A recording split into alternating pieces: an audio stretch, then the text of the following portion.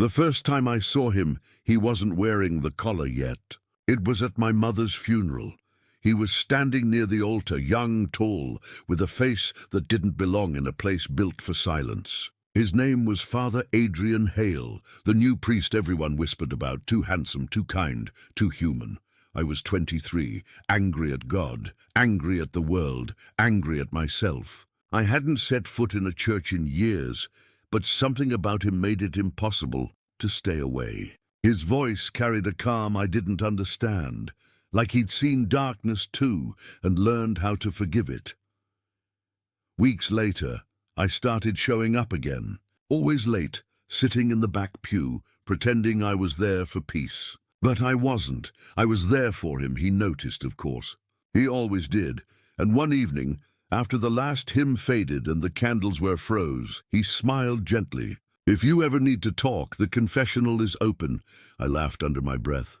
"You sure you want to hear what's inside my head, Father?" His eyes met mine.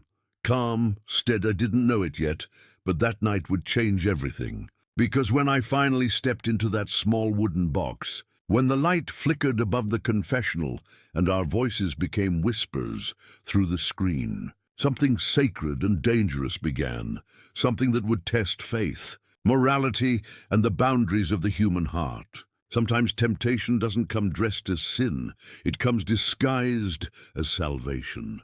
Stay until the end of this story, because what began as confession became something neither of us could ever take back. If you believe that love can exist even in the places it's forbidden, don't forget to like, subscribe, and turn on notifications.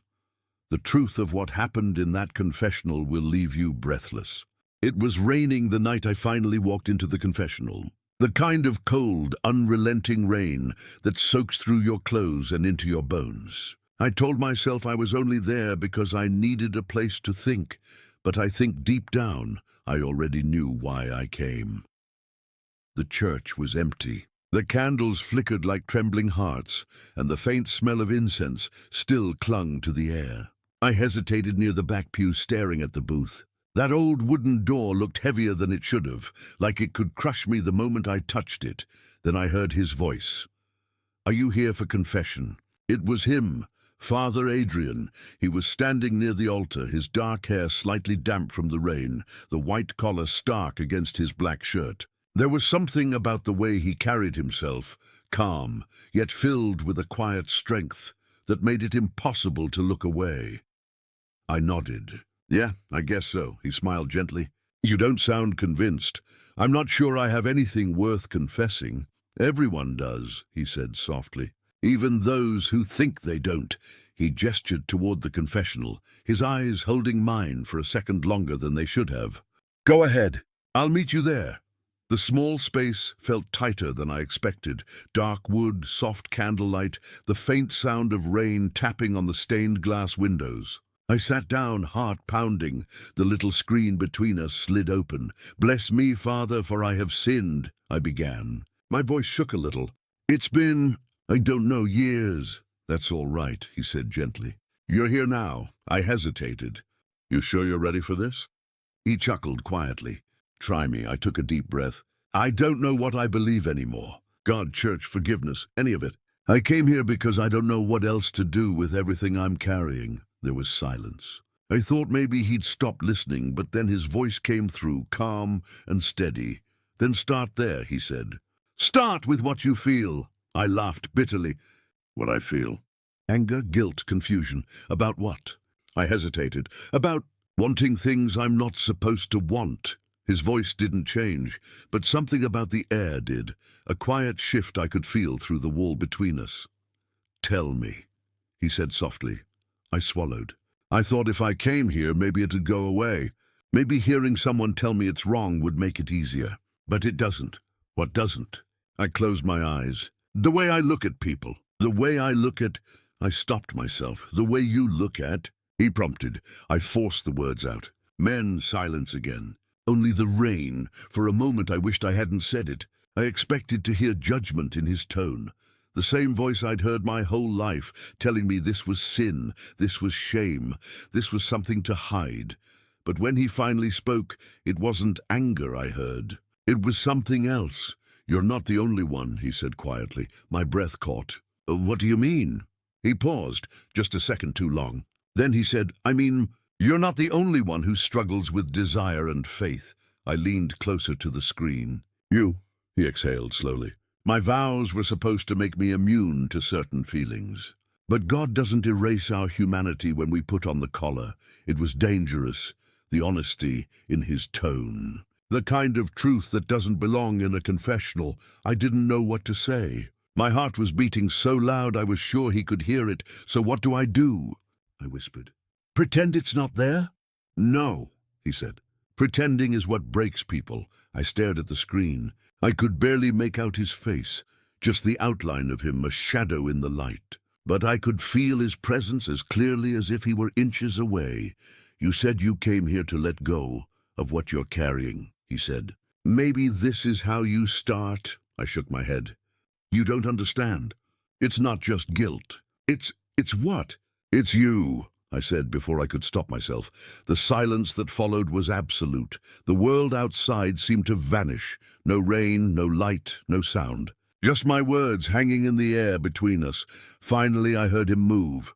A slow breath, then another. I shouldn't have asked you to come here tonight, he said quietly. Why not? Because some things can't be confessed without changing everything. He stood, and I could hear the door on his side open. I thought he'd leave, but then his voice came again. Closer now, softer, almost trembling. Stay here, he said. Please. I turned as the door behind me creaked open. He stepped inside the booth, not separated by the screen this time. The air in the tiny space shifted, filled with something electric and forbidden. He looked at me, his face half lit by the candle. You shouldn't have said that, he whispered. I know, because now I can't pretend I didn't hear it. Neither of us moved. I could feel his breath slow and uneven. Father, I started. He shook his head. Don't call me that right now. My pulse was a drumbeat. The sound of the rain outside was deafening.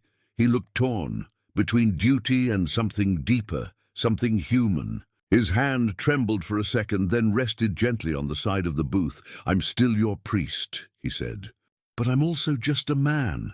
And before I could respond, he stepped back out into the darkness, leaving the door open behind him. A quiet, dangerous invitation I didn't yet understand. I didn't go back to the church for 3 days. Every time I closed my eyes, I saw the candlelight flickering against his face, the way he'd looked at me right before walking out. It wasn't anger in his eyes. It was something much more dangerous. On the 4th night, the rain returned. I told myself I was only going for quiet, that I just needed space to think. But when I opened the heavy wooden doors and felt the warmth of the sanctuary spill over me, I knew that was a lie. He was there. Father Adrian knelt at the front pew, hands clasped, head bowed. His black shirt was damp at the shoulders, his collar slightly undone. For a moment I considered leaving before he noticed, but he lifted his head as if he'd felt me enter. You came back, he said softly. I didn't plan to. No one ever does.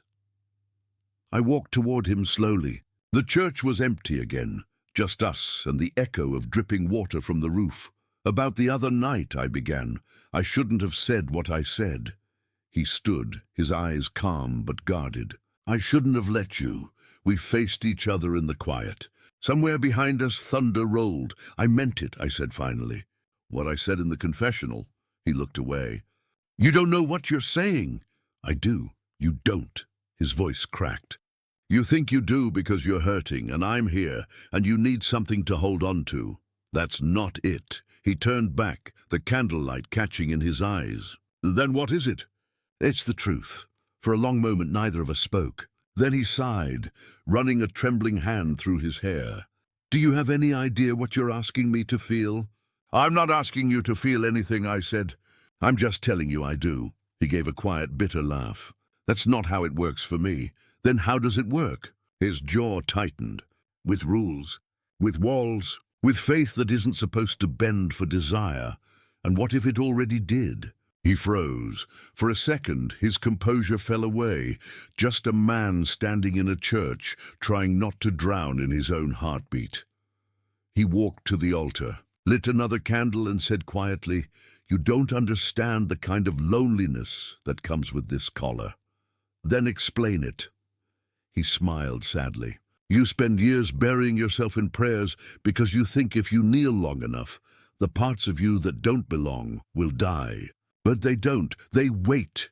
His hand brushed the edge of the altar as though it might keep him steady. "And when someone comes along who reminds you you're still alive..." He stopped, closing his eyes. "That's the worst sin of all, because it feels like grace." I stepped closer. "Maybe it is." He opened his eyes, and for the first time there was no priest in them, only a man. "You need to leave," he whispered. "Tell me to leave like you mean it." He looked at me, torn apart by something deeper than fear. "Please." I hesitated, then turned and walked to the door. But before I stepped outside, he said so quiet I barely heard, "Don't stop coming." After that, I started showing up at odd hours, sometimes during evening mass, sometimes late at night when no one was there. He never avoided me, but he kept his distance. Each time our eyes met just long enough to remind us that whatever was between us was still alive. One night, I found him in the garden behind the church. He was planting roses near the stone cross, hands covered in dirt, shirt sleeves rolled up. "You don't sleep much, do you?" I said. He didn't look up.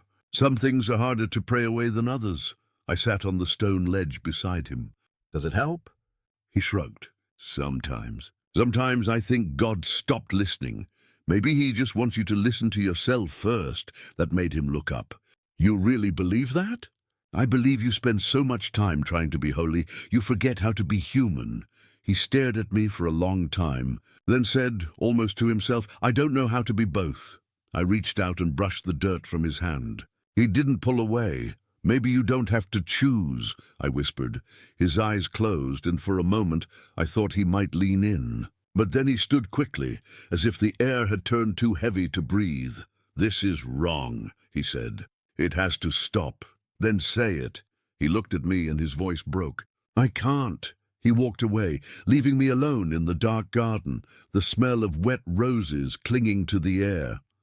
2 nights later, I found a note slipped under my door. No signature, just a line written in careful, shaking handwriting. "Meet me at the chapel after midnight." I didn't think. I just went. The chapel was dark, except for a single candle burning by the cross. He was there, still wearing his collar, but his eyes looked haunted. "I shouldn't have written," he said. "I keep telling myself I can end this, that I can pray it away. But every time you walk through those doors, I forget how." I took a step toward him. "Then don't forget," he shook his head. "I took vows." "And I didn't," I said. "I'm not the one living half alive." He closed the distance between us in one step. His hand hovered in the air like he was fighting himself to touch me. "I can't do this," he whispered. "Then why are you here?" He looked at me, eyes wet. "Because I don't know how not to be." The candle flared as the door swung in the wind, light and shadow shifting over his face. And just as his hand brushed mine, the church bells struck midnight, 12 low notes that seemed to tear the air between heaven and earth. He pulled away, breathing hard. "We have to stop before I lose everything." I looked at him and said, "You already have." And in that moment I realized I was right. Neither of us would ever be the same again. Days passed like penance.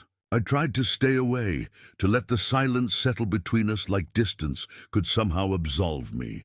But silence has its own gravity. And every night I found myself thinking about that candlelight, that trembling voice, that almost touch that haunted me more than any sin ever could. On the 7th night, I broke again. It was late, almost midnight, when I walked through the church doors. The storm outside hadn't stopped, thunder echoing off the stained glass like distant drums. The sanctuary was dark except for one lamp flickering near the altar. He was there, kneeling, praying. His hands were clasped so tightly I could see the tension in his knuckles. His lips moved, but the words didn't sound like prayers anymore. They sounded like begging. "Adrian," I said softly. He turned sharply at the sound of his name. "Not Father Adrian, just Adrian. For a moment, neither of us moved. His eyes darted to the crucifix above the altar, then back to me, as if trying to remind himself where we were, who he was. "You shouldn't be here," he whispered. "You asked me not to stop coming," I said. He stood, his face pale in the candlelight. "I didn't mean this. I didn't mean—" He stopped, voice cracking. I took a step closer. "Then what did you mean?" He hesitated, like the truth was a blade pressed against his tongue. "I meant that some prayers are better left unanswered." "Maybe they're not prayers," I said quietly. "Maybe they're just truths you're too scared to speak." Something flickered in his eyes. Defiance, desire, despair. It was all the same now. He turned toward the confessional booth, the place where it all began. "If you want to talk, do it properly," he said. "In confession." I followed him. The booth creaked as we both entered, him on one side, me on the other, the thin screen between us glowing faintly with candlelight. "Bless me. Father, for I have sinned," I said. "It's been not long enough." He exhaled sharply. "This isn't a game." "I know," I said. "But maybe it's the only way we can tell the truth." The silence that followed felt endless. Then his voice came through the small opening, barely above a whisper. "You came back because you can't let it go." "So did you," I said. "He didn't deny it. What are you afraid of?" I asked. He laughed bitterly. "Afraid? Of losing everything I've built, the vows, the faith, the life I promised to God. You think that's nothing?" "No," I said. "I think you're more afraid of losing yourself." He didn't speak. "Tell me the truth, Adrian," I said softly. "Do you ever wish you'd met me before the collar?" The air shifted. The wooden walls seemed to close in. Finally he said, "Every day." It wasn't loud. It wasn't even certain. But it was real. He sighed. "Do you know what confession is supposed to be? It's a place to release your burden. But when you speak, it feels like you're handing me yours, and I'm giving you mine." I leaned closer to the screen, my voice trembling. "Then maybe we're saving each other." "No," he whispered. "We're damning each other." And then the sound, the faint creak of the confessional door opening. I looked up just as he stepped through, not to leave, but to enter my side. The air changed instantly. The booth was too small for this kind of closeness. The candlelight too soft, the world too quiet. He stood in front of me, every breath between us trembling, like it was breaking a rule. "This is wrong," he said. "Then why are you here?" "Because I can't keep pretending," he whispered. His hand reached up, fingers brushing my cheek. It was a touch so gentle, so terrified, that I thought it might shatter me. "You have no idea what this will cost me," he said. I met his eyes. "Maybe it's not about what it costs. Maybe it's about what it's worth." He closed his eyes, the words hitting him like prayer and punishment all at once. Then he kissed me. It wasn't a long kiss. It wasn't even certain. It was trembling, hesitant, like the world might split open if we didn't stop. His lips were soft but desperate, carrying years of denial and longing, pressed into one fragile moment. When he pulled back, his breathing was uneven. "I can't—" "I know," I said. "But you did." He looked at me, torn between guilt and relief. "God will never forgive me." "Then maybe he doesn't need to," I whispered. "Maybe he's the one who sent me." He laughed quietly, not mockingly, but with something like disbelief. "You really believe that?" "I believe that love isn't a mistake." He shook his head, stepping back, eyes full of something that looked like fear, but felt like freedom. "You need to go," he said again, softer this time. I stood. "Do you want me to?" He swallowed hard. "Yes. Say it like you mean it." He looked at me, and for the first time since I met him, I saw tears in his eyes. "I can't." We stood there. Two men caught between heaven and hell, neither strong enough to leave, neither brave enough to stay. Finally he whispered, "If you keep coming back, I won't be able to stop." "Then don't." He turned away, shoulders trembling. "Please, go." I stepped into the doorway. Rainlight spilling through the stained glass, painting the floor in crimson and gold. When I looked back, he was standing in the half-dark, a man divided between sin and salvation, hands shaking like he was praying for a forgiveness that would never come. That night I didn't sleep. I could still feel his touch, still hear his voice. I knew what I'd done. I knew what it meant. But I also knew something else, something neither of us could say out loud. This wasn't the end of confession. It was only the beginning of desire dressed as faith, and by the next Sunday, I'd be back in that church, not for forgiveness, but for him. Sunday came with a cruel kind of peace. The bells rang like nothing had changed, but everything had. I sat in the back pew, pretending to be one of the faithful, pretending not to watch him. Father Adrian stood at the altar, his voice steady, his expression serene, but I could see the cracks. The way his hands trembled as he lifted the chalice. The way his eyes flicked toward me once, then never again. Every word from his sermon sounded like it was meant for us, veiled behind Scripture. Temptation disguises itself in the form of comfort, he said. And sometimes what feels like grace is simply the test of our faith.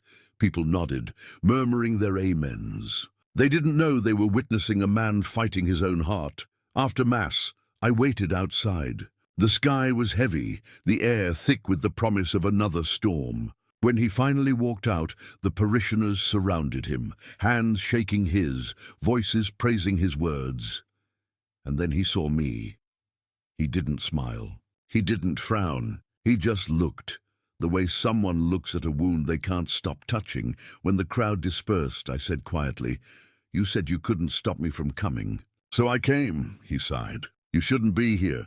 "I know, then why are you?" "Because pretending last night didn't happen would be the biggest lie of all."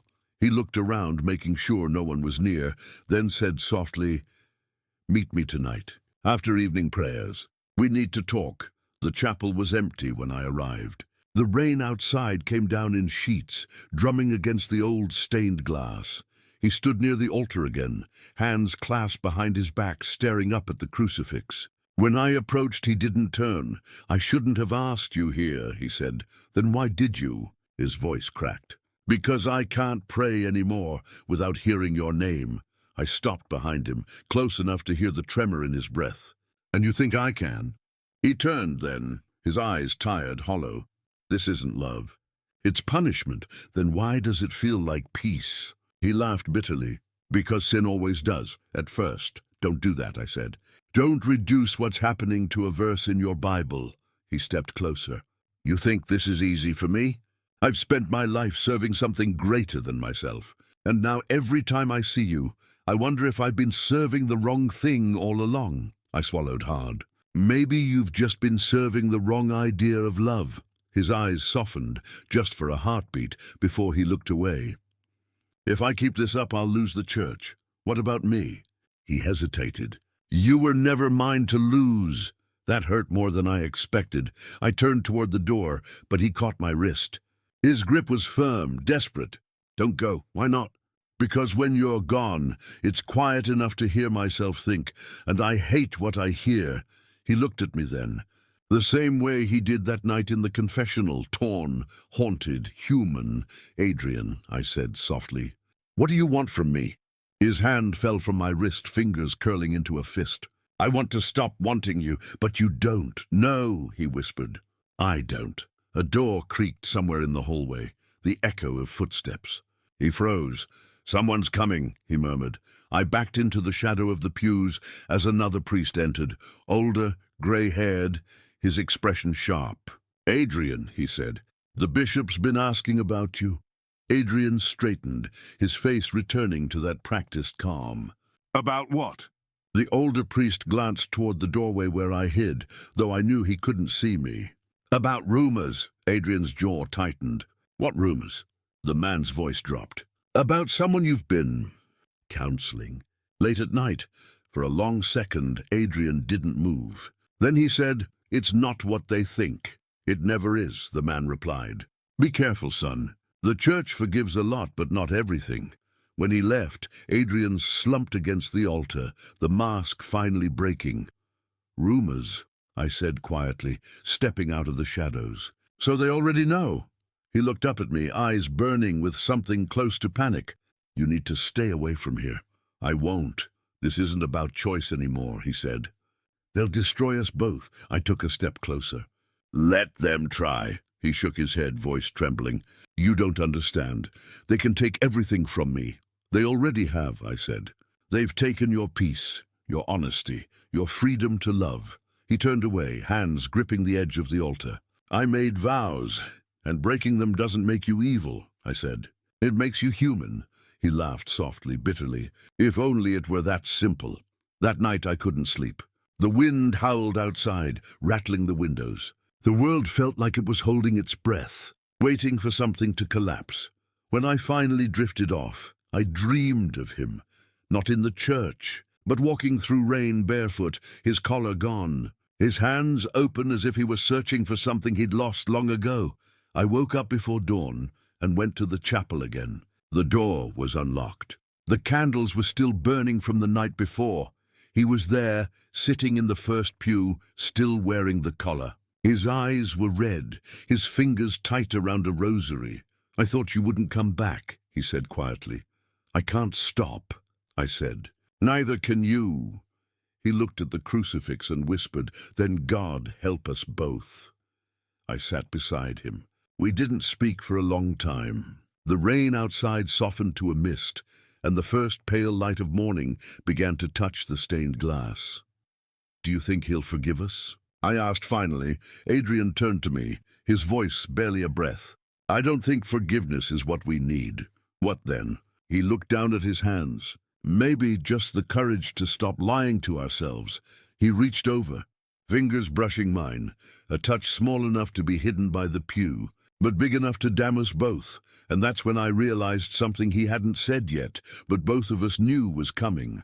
Someone would find out, and when they did, it wouldn't just be our faith that broke. It would be everything we'd built trying to hold it together.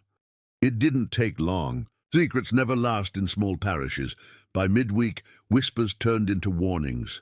Parishioners stopped meeting my eyes after Mass. Father Adrian's name began showing up in conversations that ended abruptly when I entered the room. And then, one afternoon, a letter appeared on his desk, stamped with the seal of the diocese. It was short, formal, cold.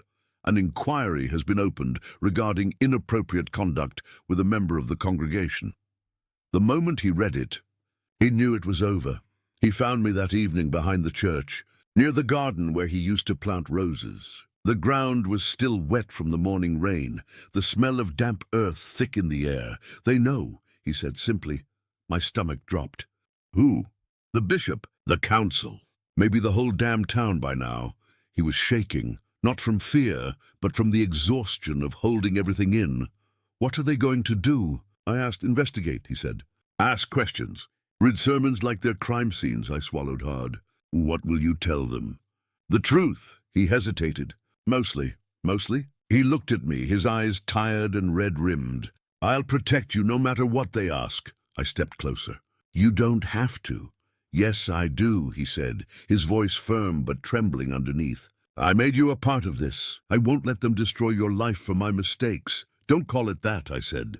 "Don't call me a mistake." He froze. Then quietly, "You're not. You never were." That's the problem.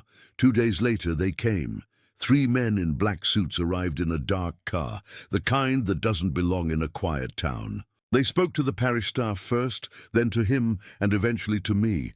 The meeting room felt colder than usual. A cross hung on the wall, its shadow long and accusing. One of them, an older priest with silver hair, folded his hands. "We understand you've spent quite a lot of time with Father Hale." "Father Adrian," I corrected. He nodded, uninterested. "Yes. Would you describe the nature of your relationship?" I hesitated. "He helped me. Counseled me." "Counseled you how?" I looked down. "Spiritually." Another one leaned forward. "Spiritually or emotionally?" The question hit harder than I expected. "Is there a difference?" I asked. They exchanged glances. One of them wrote something down. "Did he ever invite you to private meetings?" "Outside church hours?" "Yes." "Where?" "The garden." "The chapel." "Why?" I looked up at them. "Because he cared." The man's pen froze mid-sentence. "Cared?" "Yes," I said, louder now. "He cared when nobody else did." The oldest one sighed. "Son, this is serious. You're talking about a man who took vows before God." "I know exactly what he took," I said. "And I know how hard he fought to keep them." They didn't answer. When they left, I sat there for a long time. staring at the empty chair across from me, the one where he'd sit during confession, patient and kind, the one that used to make me feel safe. Now it just felt haunted.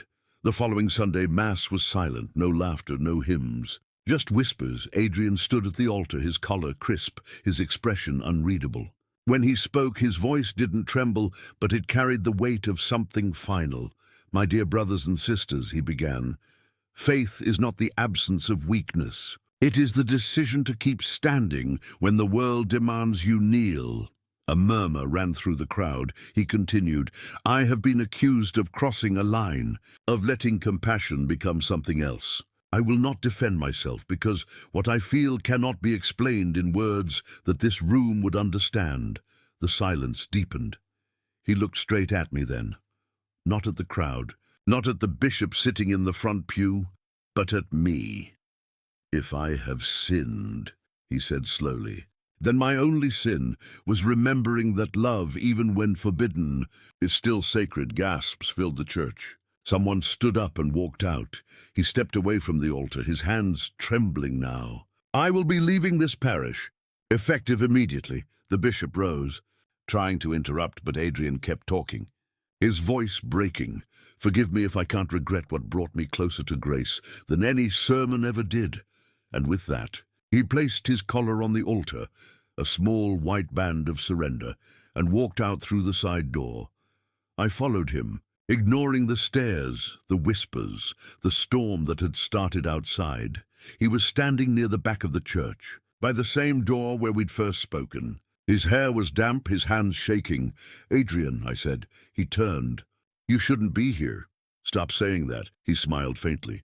"Old habits," the thunder rumbled again. He'd looked toward the door like he was seeing something beyond it. Maybe freedom, maybe exile. "What happens now?" I asked. He exhaled. "They'll reassign me. Maybe far away. Maybe nowhere at all. Then I'll go with you." He shook his head. "No, you stay. You live. And you don't." He smiled sadly. "I'm not sure what living means anymore." I stepped closer, reaching for his hand. "You don't have to wear the collar to find God." He looked at our joined hands, then at me. "You make it sound so simple." "Maybe it is." He laughed softly, a sound that carried both relief and despair. "You always did have more faith than me." "Not faith," I said. "Just hope." He studied me for a long moment, the rain catching in his hair, his eyes shining. "Then pray for me," he whispered. "I already do." He leaned in then, just enough for his forehead to rest against mine. It wasn't a kiss. It was something quieter, something that felt like both confession and forgiveness. When he stepped back, I knew it was the last time I'd see him in that collar. "Goodbye." "Parker," he said. "Not goodbye," I whispered. "Just see you again." He nodded once, then turned, disappearing into the rain. And as the door closed behind him, I realized the thing I feared most had already happened. He hadn't lost God. He'd simply found him somewhere else. He left on a Tuesday morning. No ceremony, no farewell mass, no closure. Just a duffel bag slung over his shoulder and a silence that echoed louder than the church bells.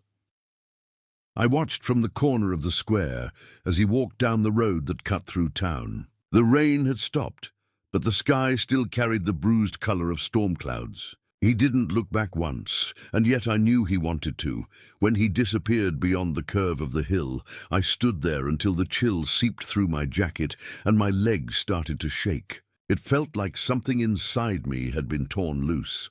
Not cleanly, but slowly, like a page ripped from a Bible you're not supposed to read from. For days, the church stayed quiet. The new priest they sent was polite, distant, efficient. He didn't look anyone in the eye for too long, and no one dared to mention Father Adrian Hale. The confessional booth where everything began was sealed shut. For maintenance, they said, but everyone knew why.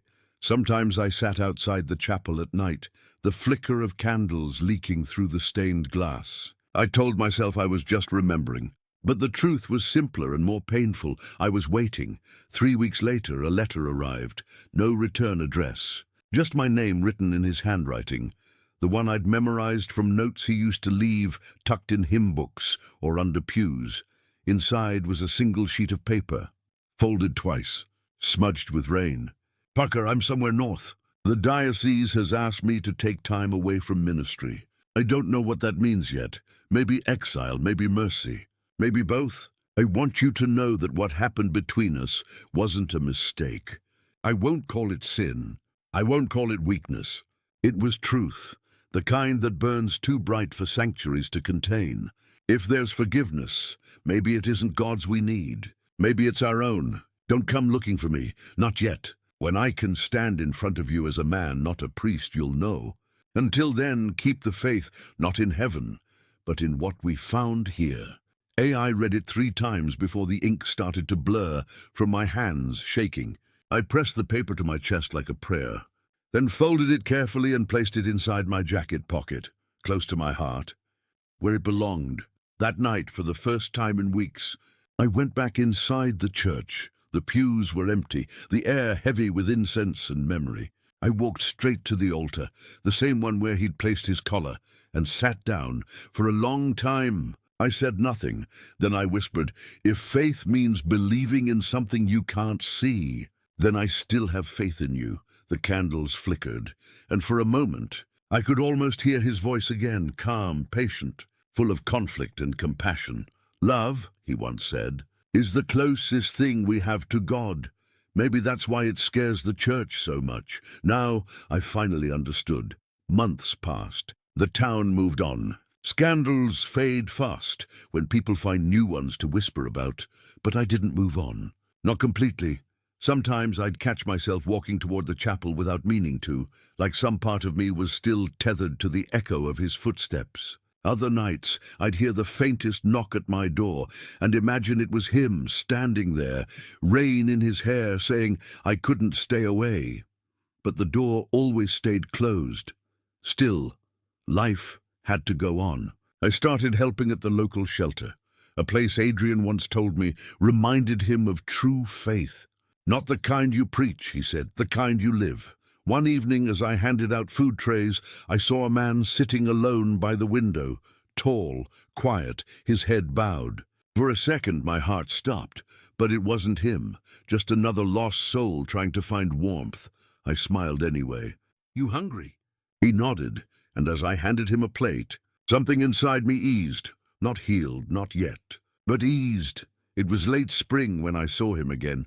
I'd gone to a small coastal town for work, a few hours north, quiet and grey. I was walking along the pier when I spotted a man sitting on a bench overlooking the sea, broad shoulders. Blonde hair longer than before, a beard now trimmed but rugged. He turned at the sound of footsteps. It was him, Adrian. For a moment we just stared. Neither of us moved. The wind caught his jacket, the smell of salt and rain between us. He stood slowly. I didn't think you'd ever come here. I didn't plan to, I said. I guess God did. He smiled softly. Still blaming him for us? Always, we both laughed. A quiet, shaky kind of laugh that felt like breathing after holding it too long. How are you? I asked. He shrugged. Alive, free maybe. Still figuring out what that means. You still believe? He looked at the horizon, his voice low. In God? Some days in you? Every day I stepped closer. The world seemed to go silent except for the waves. Then why'd you tell me not to come? Because I wasn't ready to see you and not fall apart. And now, he met my eyes. Now I think it's time. He reached out, his hand finding mine. The same touch as before, but without fear this time. No collar, no walls, just us. We didn't say much after that. We didn't need to. We stood there, the sea crashing beneath the pier. The sky breaking open into sunlight. For the first time since I'd met him, Adrian looked at peace. Not the kind you get from prayer, but the kind that comes when you stop running from yourself. He turned to me and said, do you know what grace really is? I shook my head. It's not forgiveness, he said. It's the chance to begin again. I squeezed his hand. Then let's begin. And as the sun broke through the clouds, I realized something simple, something sacred. We had never been sinners. We were just 2 men trying to love in a world that called love a sin. Some stories don't end in miracles. They end in truth. Adrian didn't lose his faith. He found it in love. And maybe that's what faith really is, choosing hope, even when the world tells you not to. If this story moved you, don't forget to like the video, subscribe, and turn on notifications so you never miss the next story. Would you like me to create the next gay story now, with a new theme and title as emotional and cinematic as this one?